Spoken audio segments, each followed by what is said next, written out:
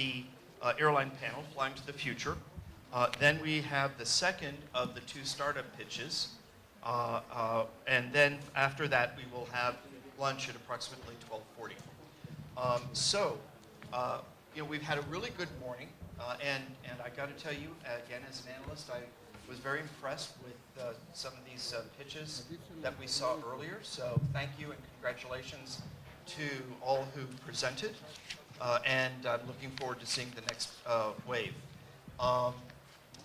This session about the airline panel is really about how we will evolve. What's the role of technology? How can it serve airlines and their customers? And we have an excellent group. So Stephen, I'm going to ask you to introduce yourself, and we'll go this way, and that way we know who's here, and we'll get into our questions.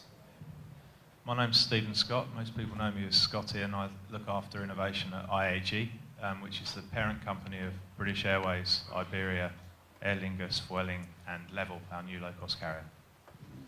Hi, my name is Gil. I'm the CEO and co-founder of Splitit. We actually allow merchants to split the payment into monthly payments based on their existing credit card. And actually, it's a global solution. If you're not aware, what we know in Israel as Tashlumim, installments, exist only in 6 countries around the globe, and we actually offer it all over the world. Hi, everyone. My name is Henry Weinstein. I'm the CEO of Cockpit Innovation, which is the corporate venture fund of El Al.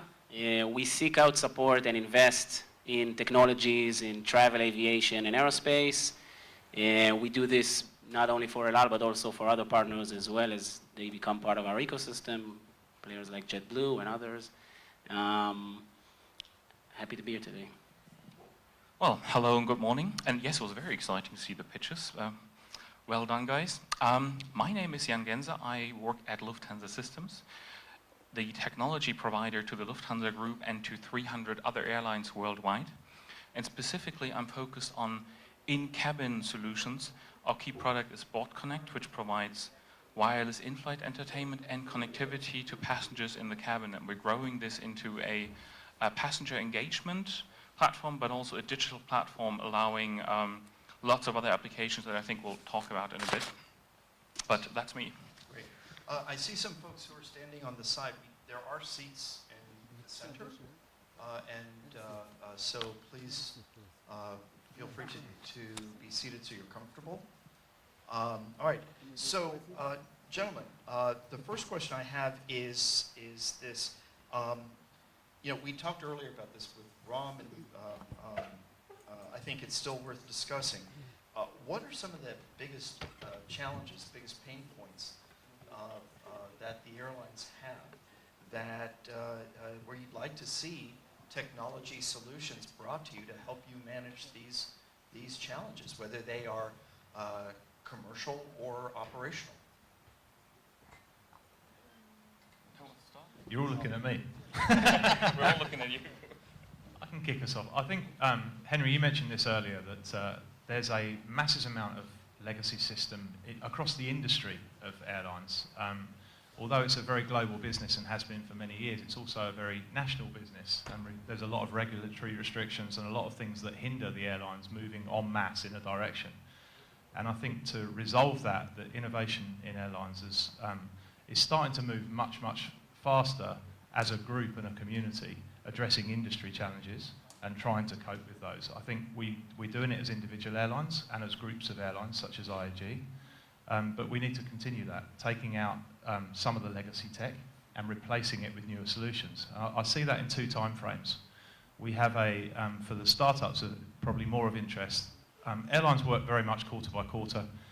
There's not a lot of margin in the airline business, so we work very hard to make sure that we give the customers what we can with the tools we have. And I think the products that you have that fit within the next quarter timeline when they're post-revenue can be implemented into airlines straight away. However, a lot of the startups that I see are working in a longer time frame and have products that could potentially help us at an industry level. And the airlines need to get better at getting together and dealing with those industry challenges together with startups. But it takes a longer time. We can burn through your cash very quickly. while we're trying to work out who the best person in the organisation to speak to is, whether the product's ready for the business. So it's really important that we create research funds and enable startups to work with us on the bigger challenges that do, quite frankly, take longer, as Henry alluded to earlier. So I'm curious, Stephen, you know, IAG has Hangar 51. Is that your R&D, or is there a separate R&D budget that the various carriers themselves have, or is it a combination of both? Yeah, so IAG has an R&D fund. We have a multi-million-pound investment fund, but similar to Cockpit and Allow. But the way we work with startups is twofold. The R&D fund is not revenue targeted, so it gives us time to research and test products, to put them in front of our customers. We've got nearly 100 million customers to test products with. Sometimes there's a product timing piece that needs to be taken into account. The products that work best from a startup perspective is when we have dedicated product owners within the business that have it in their objectives to put that product to live. That's where it works. If you get senior sponsorship and product owners in the business to put things live, you can make things happen with a startup. And we've got several examples of that where we are making things live with startups. Outside of that, we have a process by which we can work with startups to go from pilot to production, so to scale up the startup through the process. And that's heavy lifting within the airlines. It's a big task, as Henry mentioned earlier, to get integrated into an airline. But if you can create an innovative culture and get the prototypes and pilots to live, the data tells the story that builds the commercial model for the airline to play.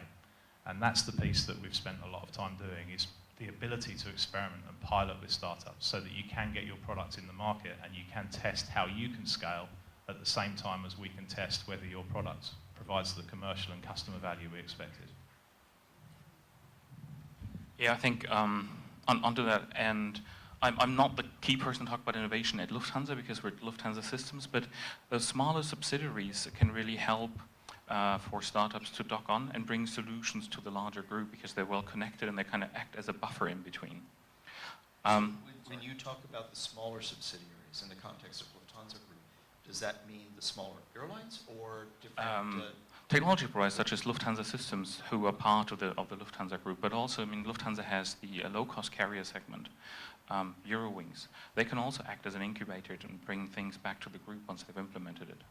So probably going away from the mainline carriers who are more, well, I said difficult to adopt is probably a fair way. You probably have a similar experience at BA, I would assume. I see he's smiling. So the more agile, smaller groups are probably easier to target for startups. Right. But I just want to actually build on what you just said about Eurowings. I think a lot of people may think, well, the budget airlines, the low-cost airlines, don't do anything.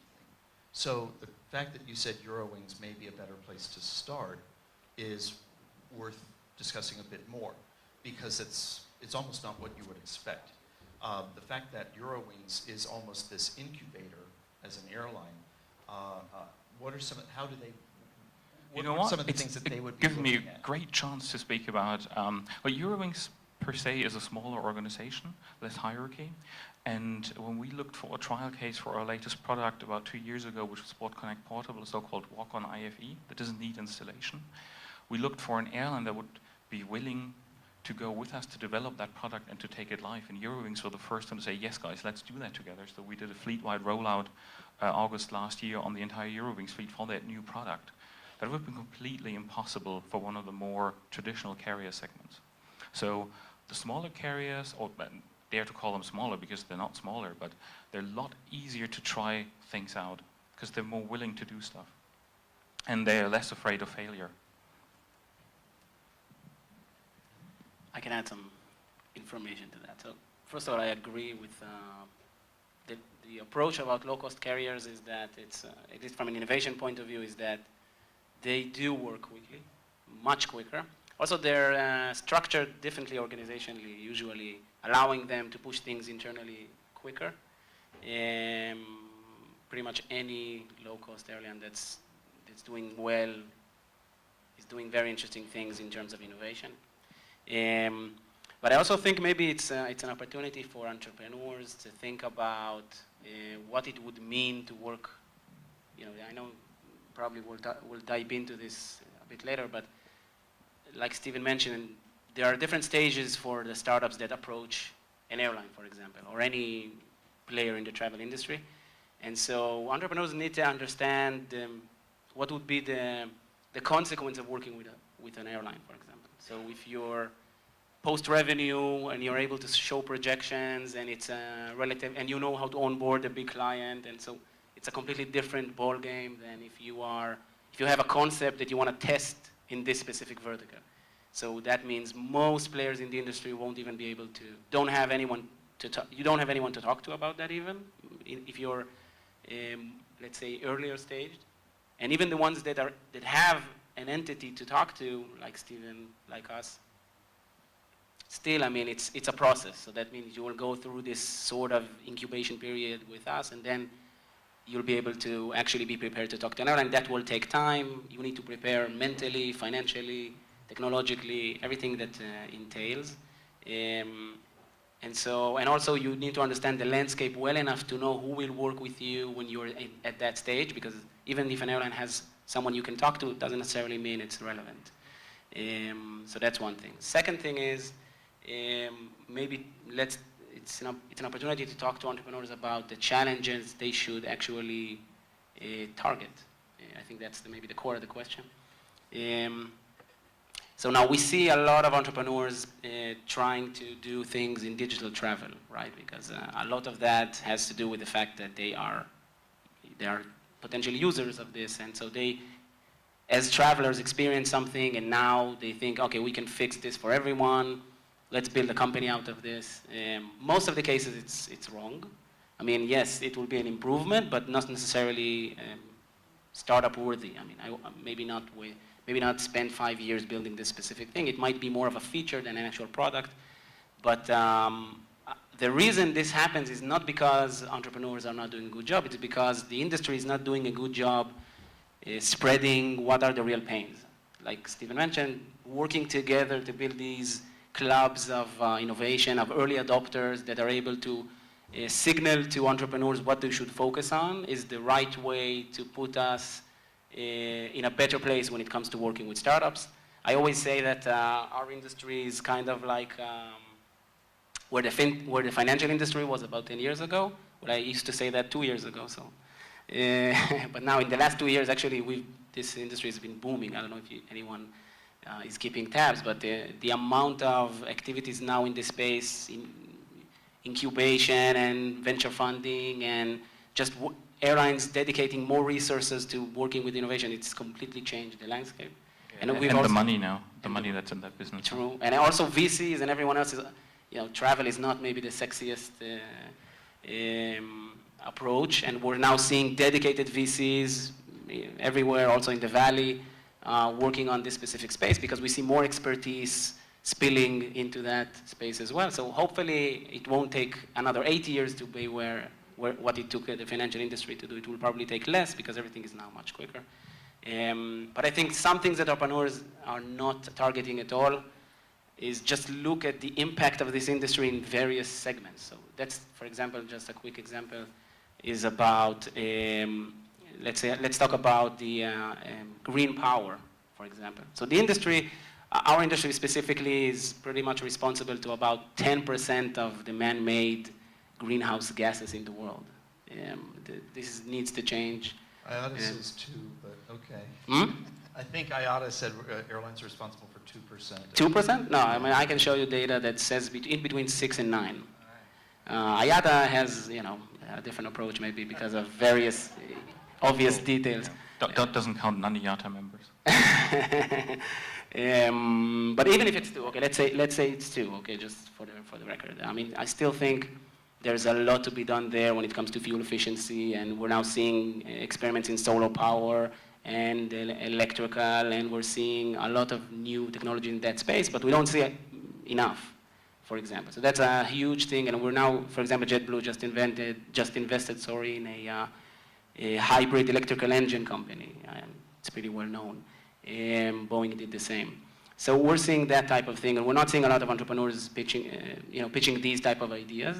Obviously, it's much harder, but the impact will also be the same. Everything that has to do with the digital side of things, people are now very used to seeing a very refined experience in everything they do. And they expect the same when they when they interact with an airline. But right now, this seldomly happened. I mean, most of the times it's not like that at all. Not just on board, but everything leading up to it. So all of these things are now up for grabs, and I think this is a huge opportunity for entrepreneurs, for investors, for corporates to be the first to push these ideas through. Also in everything that regards to engineering and cybersecurity, and so we're seeing a lot. So for example, El Al just launched, or I'm pretty sure everyone already know, but the Dreamliner, right? So the Dreamliner is essentially, and I'm now quoting the head of innovation at El Al, a flying data center. Okay, so it has a lot more data, a lot more software than any aircraft that came before. And so all of this data needs to be secure. And this is another aspect of cybersecurity that I'm not sure a lot of cybersecurity companies are going after. So what I'm saying is, in general, there are a lot of pains that you can target that you would also see less competition because less people are targeting that. Right. And I would say that the A350, that all of the new aircraft that are being brought to market are flying data centers because well, it's an interesting keyword, and I'd like to move away from the new aircraft a bit and go to the older legacies, A320, 737s. And you mentioned it quite well on the digital experience. Typically, it stops once a passenger boards the aircraft. Then you're in this bubble of not having connectivity, having an outdated IFE system most of the time. And making this a more modern, a more personalized experience is what airlines are driving for now. Lufthansa has done a great deal. I know IAG has done a lot of things. I've seen the screenshots on Level, like them very much. But that needs technology and infrastructure. And more, same as our solution, we provide an infrastructure on board of that aircraft that provides an open platform with open REST APIs and making data available, making it able to host application. That's what we're looking for while I am here today, to see does anyone have cool ideas that we can bring on board of an aircraft? In the past, it was very complicated to put new applications on board of an aircraft because it requires certification, going through an EASA approval process. And we have worked a way to make this rather seamless and painless. Now what we need, since we have the platform, the open architecture, what we need is applications for it. And, sorry, please. No, so I want to actually, on that, and building off something that Henry mentioned a moment ago, would you all prefer to work with early stage, mid-stage startups? I mean, what's the best? I mean, again, we're not an easy industry to work with, but what's the, there are a lot of different types of companies in the room. Yeah, I can tell you from IAG's perspective, we want to work with early and later stage, but for different things. So with the early stage startups, we tend to bring them into accelerator program, Hangar 51.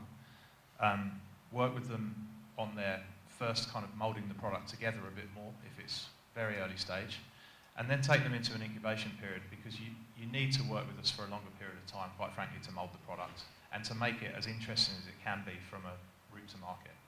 So with early stage, we need to invest more time, more expertise, and probably some money at some point to make it work. With later stage, we can take the product to market and pilot it probably a lot quicker. Examples, I can give you two examples of this. So in Hangar 51 last year, we had two companies, one called VChain and another one called Undergrid. VChain were very early stage identity authentication using blockchain, and Undergrid are a more established way of tracking non-motorized assets around airports. Undergrid did 3 live trials in 7 weeks with our operating companies, so very quick to market, and are now scaling that out within the incubator. VChain had a small pilot within 1 airport, but we've got hundreds of airports, and we're working with the government and with the airports to try and look at that identity authentication together. And it's quite frankly a longer time period to do that. So VChain, a much earlier stage, we need to invest the right resources the right time. We can't throw an airline procurement process at them because they haven't got 20 years of history and all the things that are required to tick the boxes to get through a standard corporate process. So we have to create new light processes that allow them to operate with us and give them the chance to grow and scale at the rate that they can work at and the rate that we can work at. So the answer long answer, I know, but just to try and explain it a bit further, the answer is all stages, but probably in different ways.